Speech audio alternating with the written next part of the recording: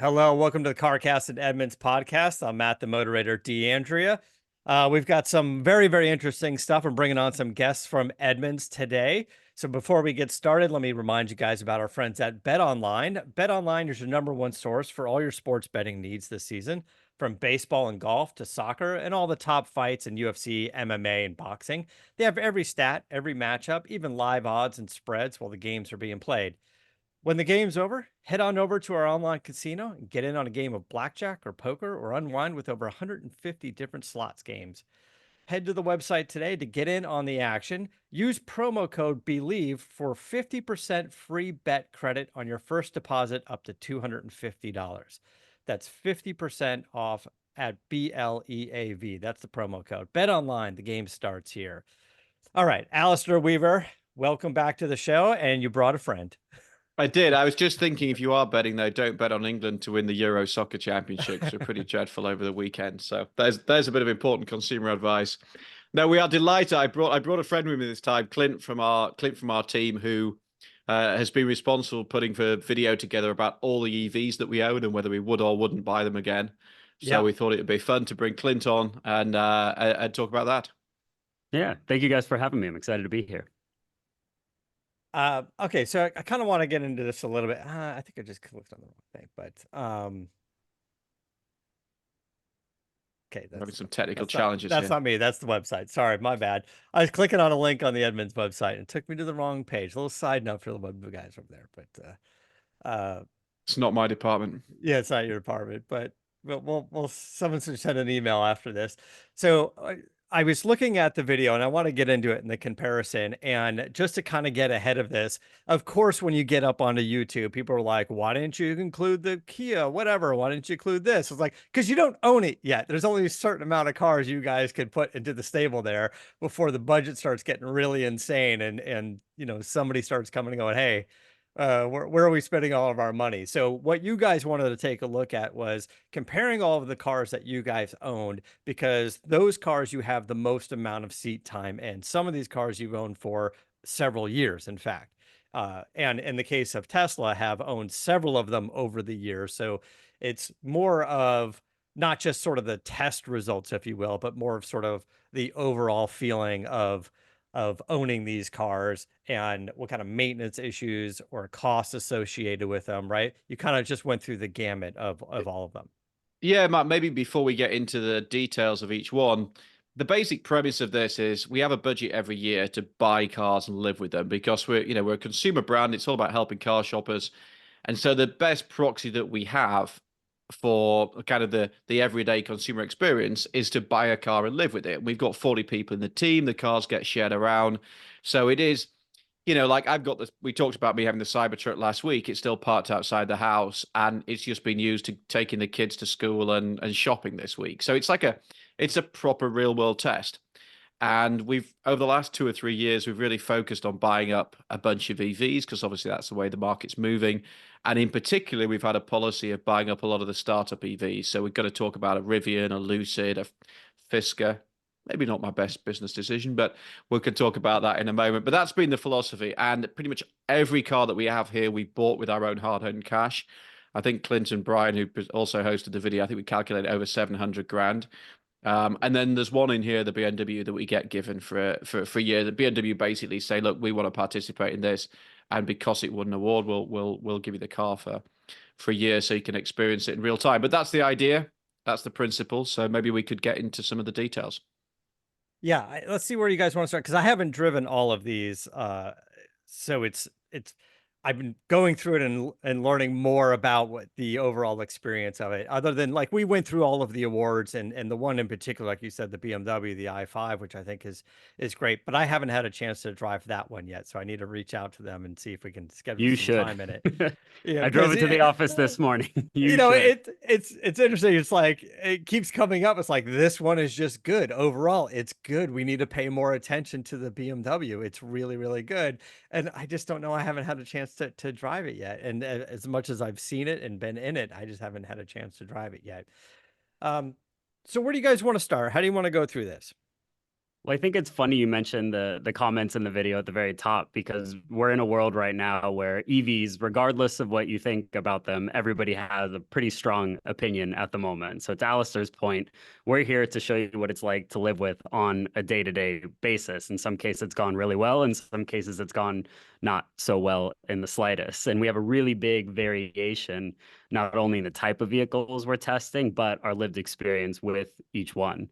So we started the video with our oldest EV in the fleet. Oldest, it's not even that old, but it's a Tesla Model Y Performance. And this is a car that was Tesla from a few years ago. And it's an example of how far the company has come in some ways. That Model Y, the one we have in particular, has had 40,000 pretty hard miles. It's done a lot of racing. It's changed over hands a bunch of different times, and it hasn't held up extremely well. So that was a case where we had a bunch of people in the comments saying, oh, I bought one after the fact or before, and mine has gone well, mine hasn't gone so well. So there's a pretty big variation, some of which lines up with our own experience. Yeah, I think Tesla didn't get that vehicle right, particularly the performance. I mean, the ride quality is. I mean, I stopped driving because partly because whenever I used it, the kids would start getting sick. My wife would complain about it. It's just not been a very happy experience, the Model Y. But we do know from driving ones a little bit later, they've improved it. And this is one of the things about Tesla. A lot of these brands, there's kind of a lot going on in the background. Some of that is software and it gets pushed out through over the air, but also they're making kind of hardware changes they go along, which, let's face it, every manufacturer does to a certain extent. But I think some of the startups tend to launch vehicles a little bit earlier and then fix it on the go. So it actually put me off when we bought our Genesis GV60 as the family car. It actually put me off getting a Model Y just because I didn't enjoy the experience with Edmunds' car. But I know people who bought more recent ones who enjoy them a lot better. And it's partly ride quality. Also, I think right, Clint, isn't the build quality's been ropey, shall we say, if that's the technical term. What's been the source of this ride quality issue? It hasn't been able to be fixed, but is it just is it a is I mean, is it just feel like springs or suspension's just too stiff, or do you just think overall the architecture has just missed the mark and it's tougher to improve? In this video, I said it is the worst riding car I have Yeah, ever like 7 driven times you in my said it. life. Yeah. And I still mean it. I really do. You go over a speed bump and the entire car shakes in a way that shouldn't happen. Teslas that we've driven since then, there hasn't been, I have to be careful here, another Model Y Performance that matches up one-to-one with this car. That's probably coming in the next year or so. So not a direct one-to-one comparison, but Model Ys since then that we've driven have been much better. The damping is a lot more appropriate for road use. I think the wheels on these are 22-inch wheels. They don't do the car any favors either, but it is unbelievably stiff over any bump in the road. So Okay. I actually had an interesting conversation with a Ford engineer along the journey with this car because they'd obviously taken a good look at it when they did the Mustang Mach-E. And one of the things Tesla's always like to do, and this is what makes it fun to drive, is they're very sharp turning. So you turn the wheel, you get an instantaneous response. And a lot of the way you do that is actually quite stiff springs so that you get that initial bite. And on a Model 3, that was okay because think of where the center of gravity is. It's a sedan. When they jacked it up to a Model Y, then you've got a higher center of gravity, so more of a natural inclination to roll, which means you have to stiffen it up further to get that bite. So what you ended up with, particularly in the foot performance, was something that was kind of overly stiff. And I think over time, they probably just got better at either they've got better suppliers or they just got better at finessing the details. But we want to get on to some others that we've had as a time, so maybe we can rattle through some of these. But we just got a Model 3. Which was the next one up, which we haven't done. We've all had to drive it. We haven't done too many miles yet. I forget how many miles it's done exactly, but we wanted to get the updated car, and it's a lot better than the Y, isn't it, Clint? Oh, it's fantastic. I mean, I was Tesla, we've had so many different experiences with how many different cars we've driven over the years from them. You mentioned Cybertruck earlier, but this new Model 3 did exactly what it needed to do. It took all the things that were not so great about the prior generation Model 3, and it just made them better. The interior is better. There's more features inside. The value proposition is still very much there. It still drives well, and it's more comfortable across the board. Yeah, I'll be honest. I drove it and I was like, why are we you know, it's been around for a while now. This is really kind of feels like a heavy facelift instead of an all new car. But they've just done a really good job of saying, okay, like the old interior was quite noisy. There's quite a lot of road noise, wind noise. So they've gone for double glazing. They've finessed that. The quality's improved. They've just basically been through it and improved every little aspect. Right, but like you said, more of a facelift. It's not a real departure. It's not like some of the real drastic moves that maybe like a Hyundai or Kia has done with some of their vehicles design-wise. The interior is going to feel largely the same, but just, but it's been successful, so why mess with success, right? It's kind of the, That it's the 3 series of EVs essentially, right? So why mess with that when people seem to gravitate toward it and having some success with it? Honestly, I hope it's nicer to drive as well, because I've been in a handful of of Model 3 ride shares out here and not that comfortable in the back. So I was kind of looking forward to something a little bit more comfortable, because I don't have much of a choice when I hop into my Lyft or my Uber, and it's a Model 3. But It's an yeah, interesting comment on the brand edge because it's a bit like when you go to Germany. If you ever go to Germany and turn up in like Stuttgart Airport, every yeah, taxi is a Mercedes E-Class. And it's some I'm not saying anything against taxis, but it does diminish that idea that this is kind of like a luxury desire, you know, luxury yeah. choice. And now every Uber you get into in LA is a Model 3.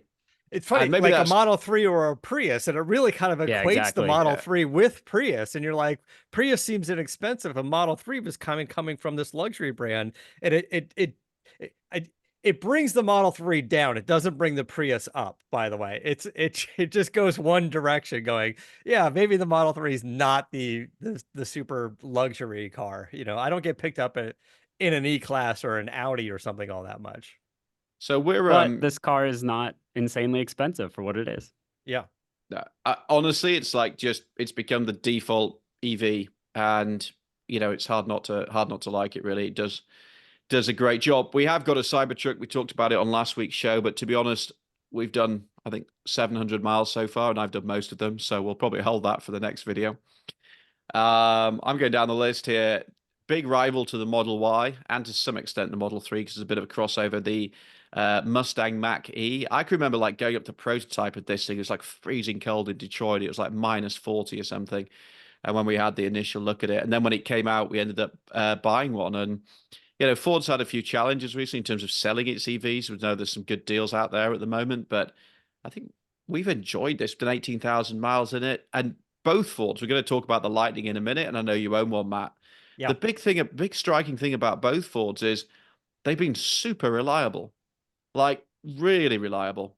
And the BMWs, Ford and BMW seem to have nailed the reliability on their early EVs to a staggering extent, almost the point where it's like, what do we write about? And what do we say about this thing?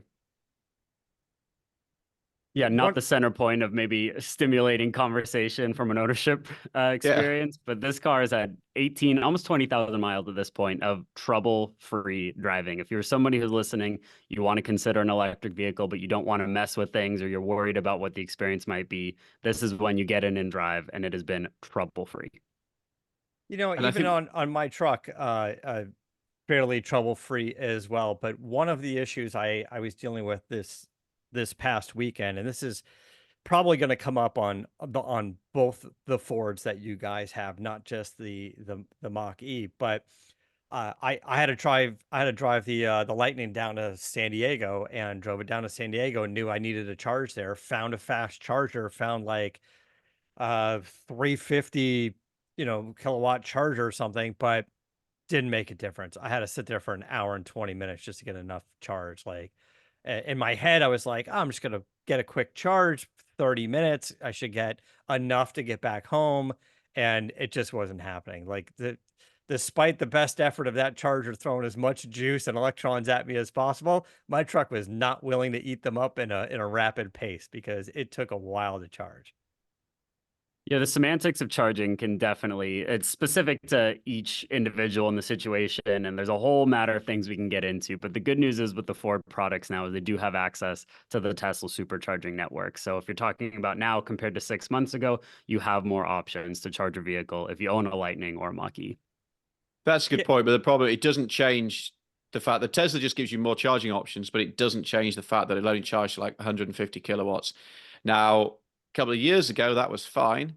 Today, as you say, particularly in a truck, which uses a lot of juice, has a big battery. Big battery. You know, I filled a Cybertruck up in Hermosa Beach the other day, was charging at over 250 kilowatts, something that the Lightning can't do. So in 40 minutes, I basically went from, from like 10% to 80%.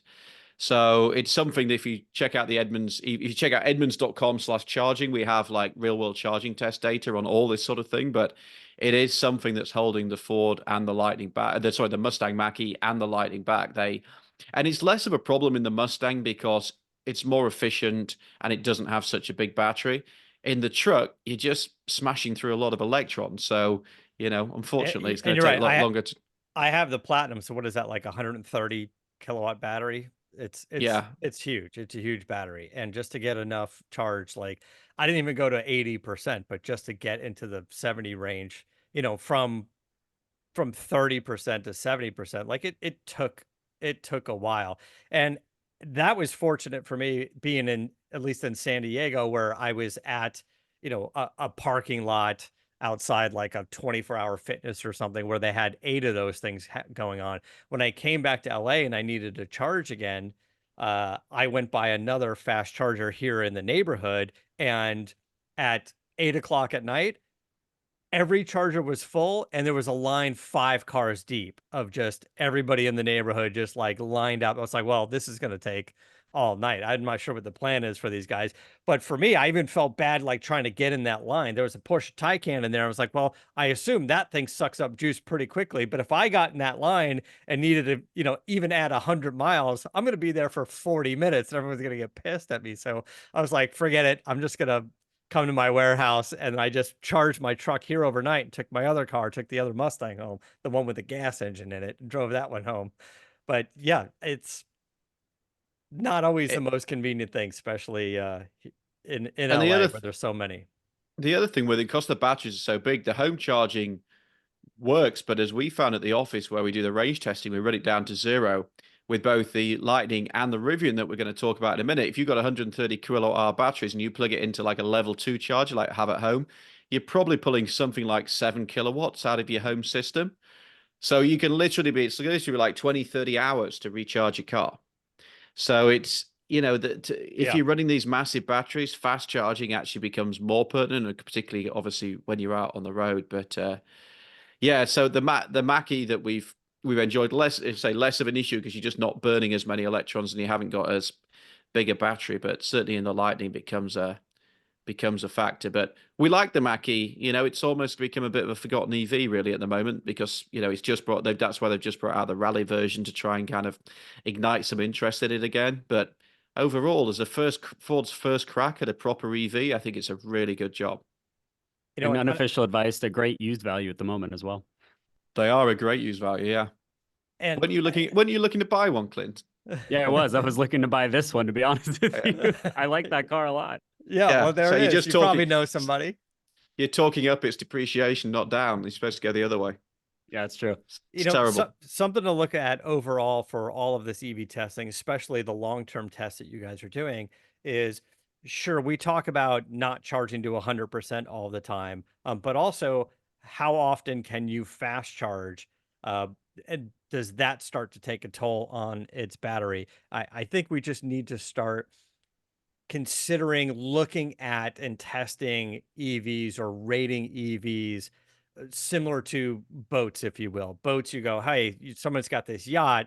It can go 22 knots in a range of so many miles, but its cruising speed is 12 knots and it doubles the range. Like we need to look at it and go, well, on average at 80% battery power, this is your range, but it can top out at like Tesla's 338 miles with 100%, but that's not going to be the norm because we're advising people not to charge to 100%. Right. But also, how many times can you use a fast charger before maybe it starts to take its toll on the battery? I don't know.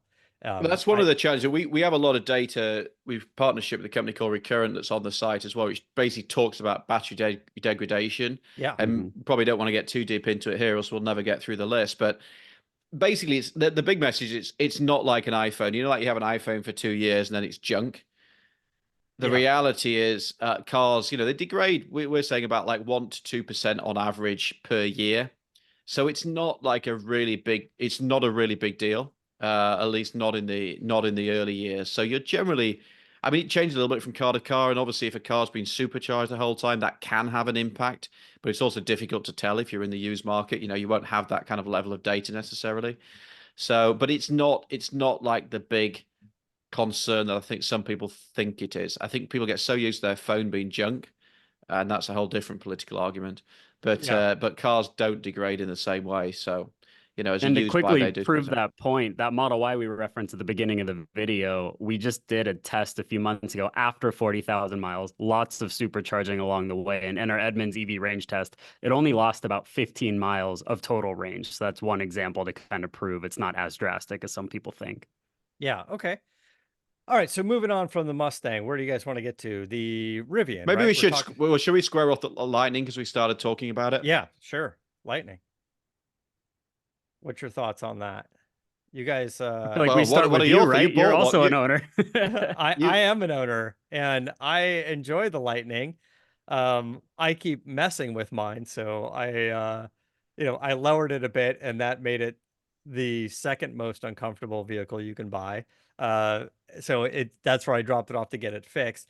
But overall, I have enjoyed the vehicle. It's very much a usable truck. I went down to San Diego for an event and then came back with, swung by a shop and picked up some parts for the truck to modify the truck. And again, just to throw everything in the bed of the truck and strap it down and be able to drive down there and have dogs in the back. And it's got plenty of room. I think overall it's comfortable. I will say, as you get into the modification world, changing like wheels and tires and stuff, and because it's so big and so heavy, it is sensitive to that. So if you put a grippier, performance tire, you will notice that difference when it comes to range.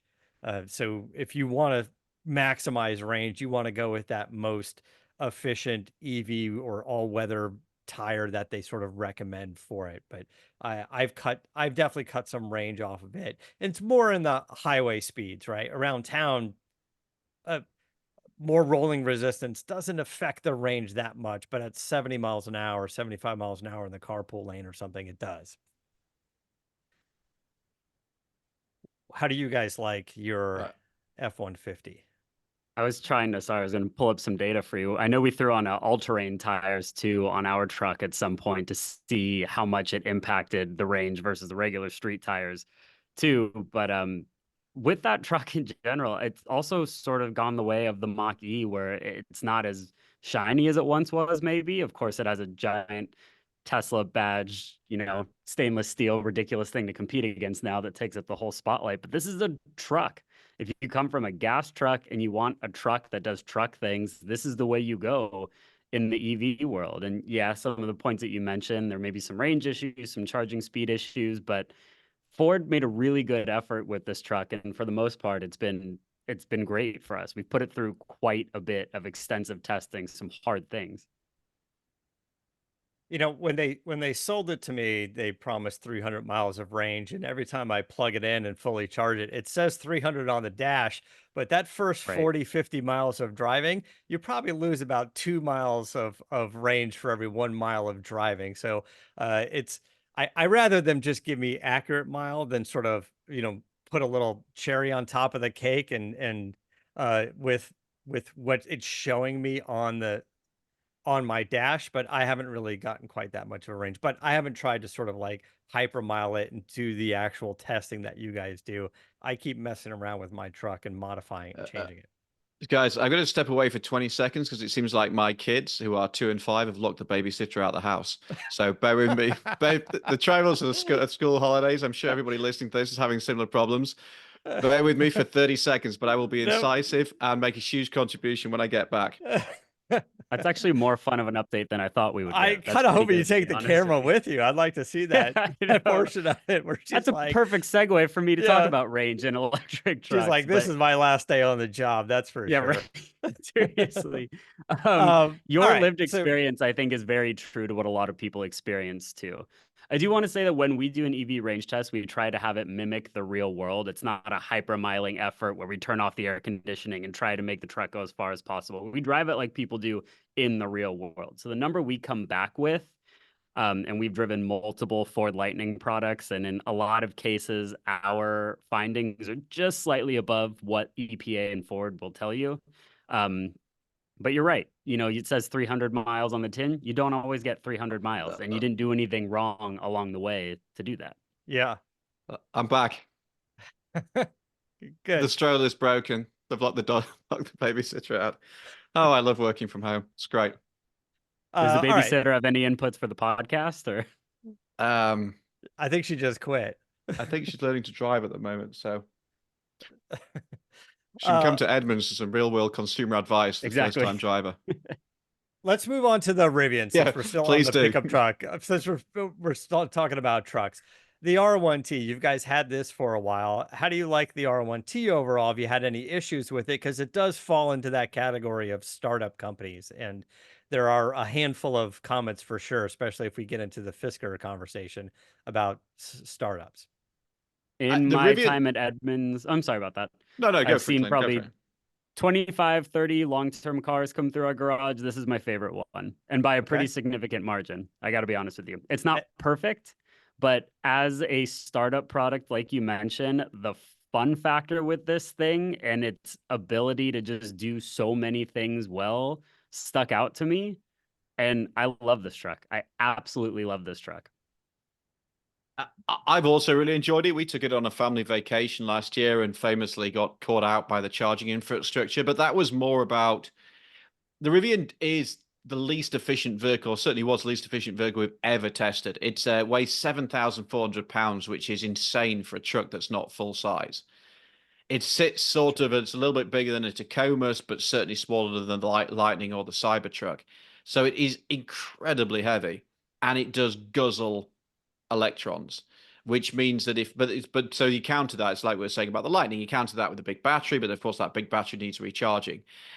I'm with Clint. I think we've been pleasantly surprised by how well this vehicle was built to start with. We got a very early car. We got a first Mm-hmm. edition, and that's normally a bit of a recipe for problems. Certainly was with Tesla, has been with Lucid, and we'll come on to that in a moment. But generally, the Rivian's been good. It hasn't let us down.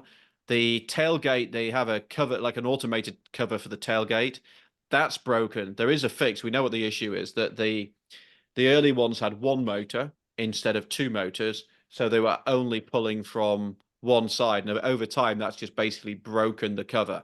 It's a known problem. It was probably badly designed to start with, but they need to take it back in and do that as an update. So there's been times over our ownership where they've just updated it as things have gone along. Like it's been in, and I seem to remember they did the underbody cladding because that needed an update. So, but each time they send out like a mobile service center, they come to your place, they get it fixed. So generally, it's been a positive experience. And the only thing I'd say is it's a lifestyle truck. It's not really a kind of you're not going to see many on construction sites. It's a little bit smaller than the Lightning. That means it's also smaller in the back. You know, it's significant. The rear quarters are significantly smaller than an F-150 or a Cybertruck. yeah. But it's just a nice thing. It's. I see a lot where I live because where I live, there's a lot of people surfing and things like that. If you can afford it, and obviously it's not cheap, it's like a great kind of lifestyle, surfy, take the family wagon, and we've It- certainly enjoyed using it in that way. Does it charge faster than the Lightning? Yes. Yes. Because with that massive battery, you just don't want to sit there for an hour and a half. Yeah, and Volkswagen's just taken a potentially, taken a Mm-hmm. $1 billion investment with probably more to come. So there's obviously a lot of goodwill around Rivian at the moment. They've had a tough time in the market. The share price has been struggling, but of all the startups that you kind of think have got a chance, I think Rivian is probably is probably that. You know, we don't call Tesla a startup anymore, but Rivian's probably the only tough thing for them is, you know, there's the R1T that we have, then they also have the R1S, which is the three-row SUV, which is basically, Yeah. simple terms, an R1T with a back on it. That is massively outselling the truck. So there are some really good deals on the truck at the moment, and the truck's just been updated beyond the one that we have. But the R1S is the bigger seller, which is bad for them because there's more margin in the truck, but probably good for the consumer. I was going to So. ask if now that they've been out for a little while, are there used versions at pretty decent prices, especially because of the popularity of the SUV? They're also trying to move a lot of trucks with lease deals as well. You know, it Yeah. depends on how much you want to put down in semantics there, but there are some good deals to be had, especially compared to when we purchased our truck 2-ish years ago. I think they were hoping it would be like 50-50 truck versus SUV, but that's just not how it's played out. And I think this is a more of a general point about electric trucks. To your point, Matt, for truck stuff, if you're really going to haul or you're really going to tow, it's less about the trucks, more about the infrastructure, but we're just not quite there yet. Yeah. So you can understand if you'd like buying it as an SUV, charge it at home, use it as more of a kind of family, big, spacious family wagon. I could really see the appeal. And then obviously there's an R2 on the way, R3 behind that, which ironically looks a lot like a Mark 1 Volkswagen Golf, but maybe they knew something we didn't already. Yeah. So yeah, we like the Rivian. It's been good. And you know, we did a little poll of who would buy one, who wouldn't, and you know, I think most people are in favor, if I remember rightly, Clint. And we should get Maybe into the updates probably on a future episode, but there's some changes to the batteries or upgrades to the batteries and a couple different, it's time for, as you'd say, a facelift, if you will, and some mechanical changes, but we could probably get into those when we get more details on what those are actually going to be and when Yeah, that's going to roll out and when it's going to cost and stuff. we've But driven it, so we can talk about that in a future show for sure. okay. And that's probably the truck I would have too. As much as I love this one, Alistair said it right. This one does guzzle electrons. We have the least efficient version of the truck. Quick advice, I'd probably go for the dual motor version. Yeah. Yeah. It's cheaper Okay. as well. I'm not sure if you guys want to go in order. So we touched on the BMW for a minute, saying it's a good car. But if you guys want to add to anything to it, I'm not sure where else you're going to add other than it's a good car. BMW is in a funny place because most manufacturers came out and said, right, what you can't do is build one platform and then stick either a motor or an engine in it because it's too compromised. The interior packaging's too compromised. Doesn't work. So that's why Porsche's just said we're all in on the Macan EV or the Taycan. Mercedes has done EQE and an E-Class, very different cars, but sitting side by side, one gas and one electric. BMW said, actually, we are going to do bona fide EVs like the iX, but we're also going to like turn the 5 Series. So if you buy a 5 Series, you can have it as a gas car, you can have it as a hybrid car, or you can have it as an electric car, and we're going to call that the i5. Done exactly the same thing with the 7 Series. And actually, it's really good. And you almost sat there thinking, it's not that compromised. You know, maybe like interior space, but frankly, there's plenty of space. It's just a really good car. Super comfortable, super fast. For BMW, it looks good, which is what I've always said. And yeah, the iX is tremendous, the all electric, but the i5 is a really nice sedan. And it's faster than the old M5. I mean, it's brutally fast, way faster, frankly, than it needs to be. And that kind of tees up what I was going to say, which is this contradicts what I normally tell people with EVs. You know, sometimes working for a car shopping website, I remove my enthusiast hat and put on a more sensible hat to give people better advice. We have the M60, which is the fast version of the i5. In most cases, I tell people just buy the long range version of the car. It's still going to be plenty quick and it goes further. This car does not go as far as the longer range version of the i5. And I don't care one bit because it is so fun to drive, so quick, like Alistair said. They just nailed the driving dynamics with the M60. And what kind of range do you get out of this car?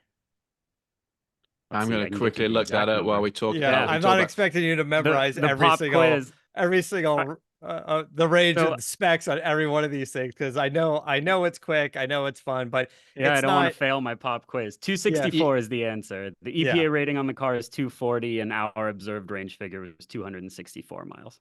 Do you know when I was 10 years old, I could tell you the 0 to 60 of every car on sale? That's like proper geekery, isn't it? Yeah. And then I said to my mum and dad, like, I want to like become a car journalist, and they asked me when I was going to get a proper job. So Do my they brother still ask became, that? yeah, my brother's like a partner in a law firm, 3 kids, very sensible career, very successful. I bet his kids don't lock the nanny out. I'm sure they don't, no, but they're also 23 now, not 2. well, maybe they still do. Who knows? Yeah. All right. So moving on a little bit off the I-5, we got to touch on the Blazer. I don't know. You guys have a lot of feedback on the Blazer, other than maintenance records at this point. Well, we this has been, I, we come on the show and we get a lot of, we've had a lot of stick over the years from Tesla, the I'm going to Tesla share this relative. screenshot as you get into it. By the way, this is the screenshot I Yeah. think explains this car. So we've, yeah, I mean the whole point is like we've criticized Tesla over the years. We've had some challenge with our Lucid, and you just don't expect the same thing from a company like GM or because they know what in theory they know what they're doing, right? It is incredibly hard to start a car company from scratch, unbelievably hard. But that's not what Chevy were doing. They've been in business for over 100 years, so. And they just made a hash of the launch of the Blazer. There's no other way to say it. We bought one, a very early one, from a dealer. Chevy were actually surprised that we were able to buy one. And then it just had so many problems. I think it threw 23 different error codes. Ironically, when we were driving to the official press launch of the Chevy Blazer, and as a result of challenges that we had, and I think one of the publication has some issues with test car, but obviously customers were probably starting to report it as well. They did a stop sale. And so we've had the car 4 months, I think when this video was shot, it had it 4 months. And I think in reality, it'd only been on the road for, I think, less than 2 months of that, Clint, or in fully working fashion with a kind of less than half the time of what we'd had it. So yeah, it just shows how difficult the whole EV transition is. And, Chevy made a bit of a hash of it at first. And, I'm sure they'll get it right because they've got the money and they've got a lot of people, and they'll just, eventually they'll solve the problem. And it is kind of working now. But, the Silverado EV is just around the corner. The Equinox EV, which we've had a drive of and seems like a nice thing and much cheaper. But the Blaze is also in a funny place that it's a load of money. It's bigger than a Model Y, bigger than a Mustang Mach-E, but not much bigger than the Equinox EV, which starts at sort of 35 grand. So it's ended up being a bit of a strange vehicle. Yeah. You mentioned comparing this to the startups. The startups are given a little bit of slack when things don't work quite as well. But when you look at the big legacy car companies, you expect them to be able to get it right. But when it comes to EVs, there's not a whole lot there that they have much experience with. Sure, you expect things like weather seals to work properly and headlights to work properly. But when it comes to the electronics portion of it, they are still essentially a startup company. Now, what you do expect, though, is their experience and history with customer service and maintenance and servicing and even communication, if you will, something that a lot of the other car companies, like you said, the Rivian had some issues. They got to send a guy to you. They got to send a mobile unit out to you. And if there was something really catastrophic on that car, if you had a control arm issue and a recall, I don't know where they bring the trucks to. I don't know how they fix them. Or does somebody come out there with a portable lift and start thrashing on the car to, let's say if it needed a battery replacement. I don't know how they do that.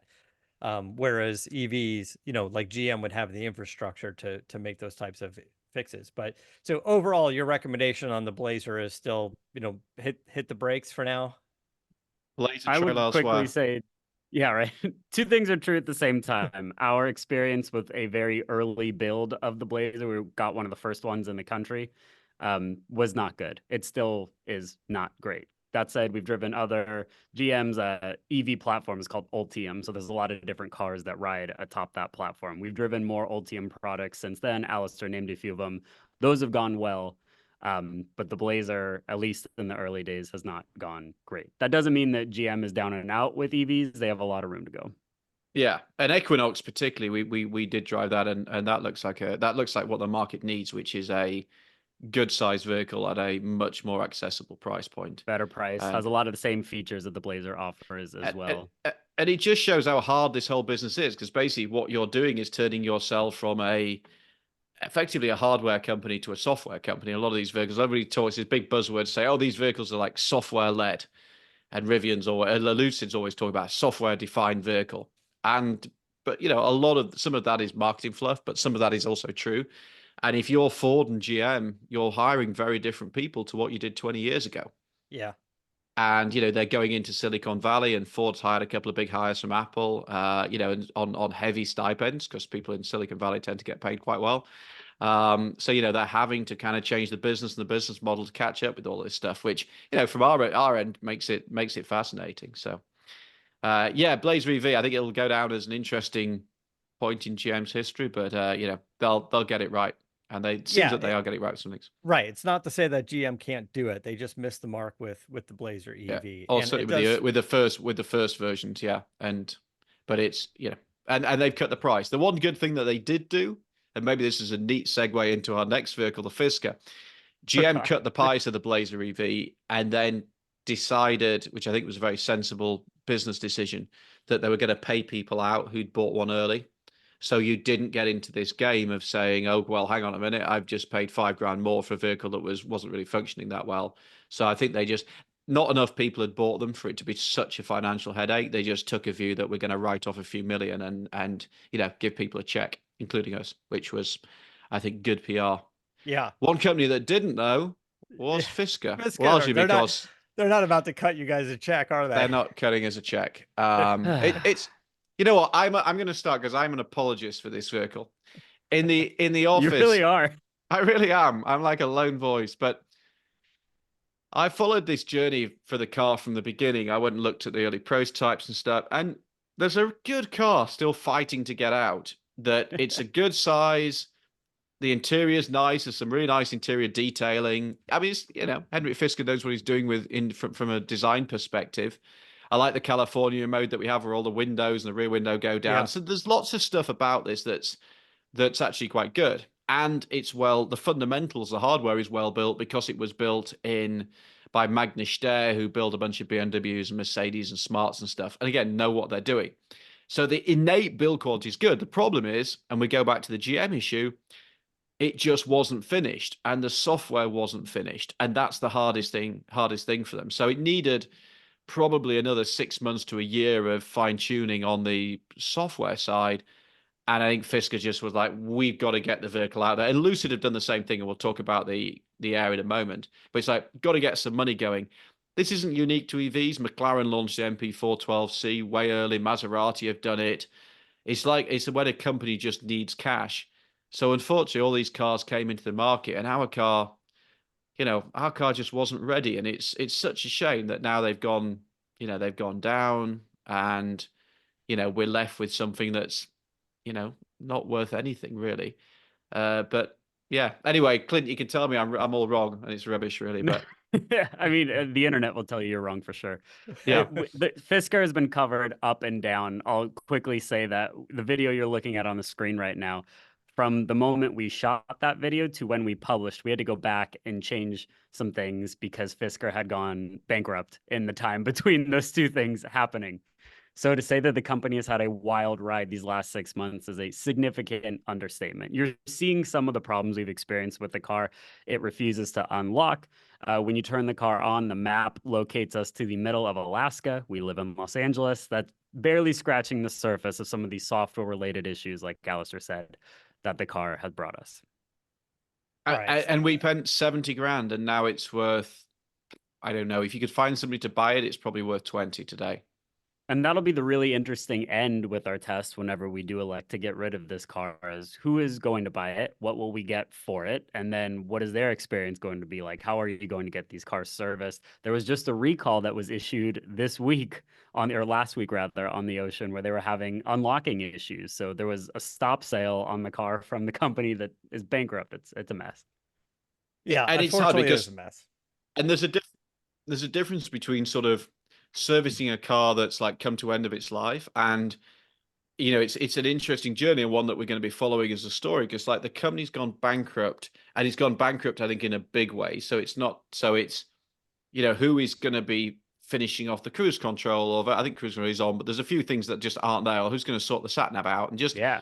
a few of these details. So what happens? And again, because these cars are so software led, what happens in a year, 2 years time? So, it's a shame it doesn't have something like Apple CarPlay that could just take care of all that stuff. But they try to do everything proprietary and in house, and I think that's sometimes where you fall over. Unfortunately, there are many victims as a result of this failure, and a bankruptcy court won't. If the bankruptcy court would say, all right, start giving customers money back and get the vehicles off the road, that would be fine. But there's too many people they owe money to. There's different creditors, suppliers that they owe money to, and everyone's grasping for even a little bit of that money. If they get 10 cents on the dollar, it's better than nothing.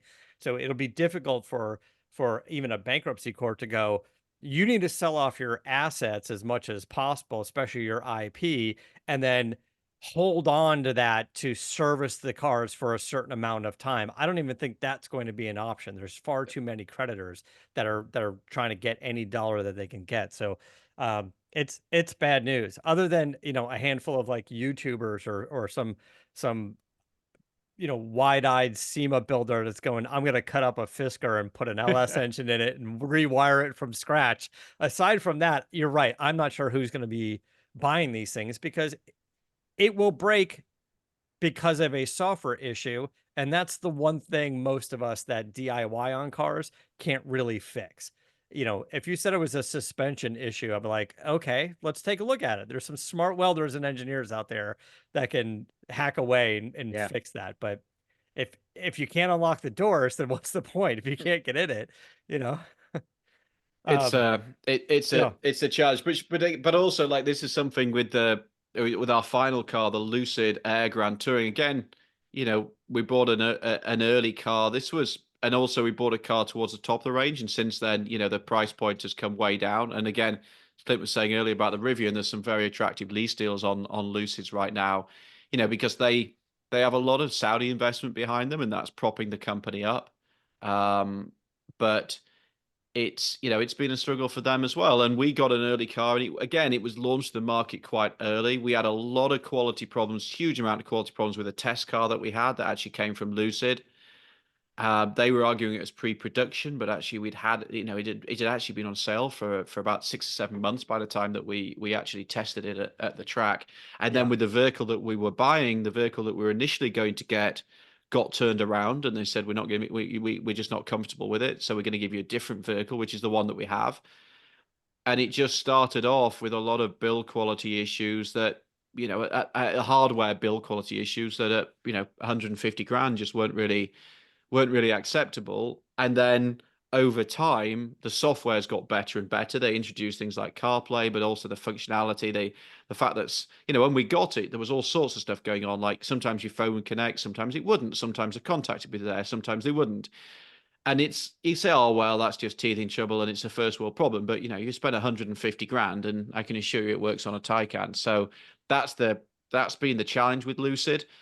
And they hired a bunch of additional people to try and fix the software, and I think they're getting better and better. But so if you buy one today, it's a much better vehicle than what we bought, but it's taken a while to get there. Is that a fair summary, Clint?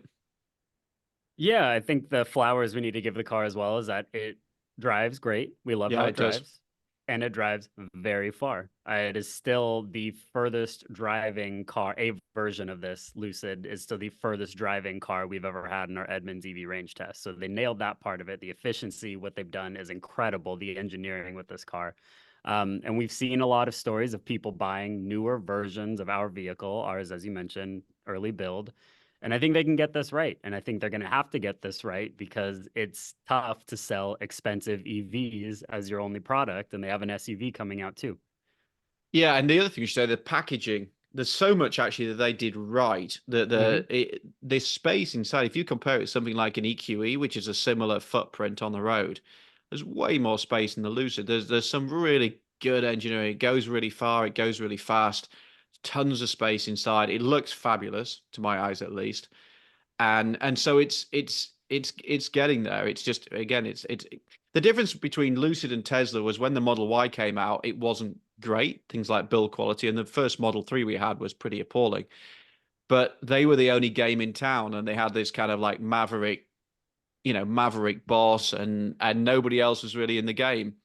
The problem that Lucid's got, and Rivian to some extent, is that you say, oh, well, will I spend 120 grand on a Lucid, or shall I buy a Porsche Taycan or a Mercedes EQS or something like that? Yeah. And that's suddenly become a much tougher proposition. Well, look, it comes down to if you think they have enough talented people on staff to fix these issues and make a good car, all they need is time.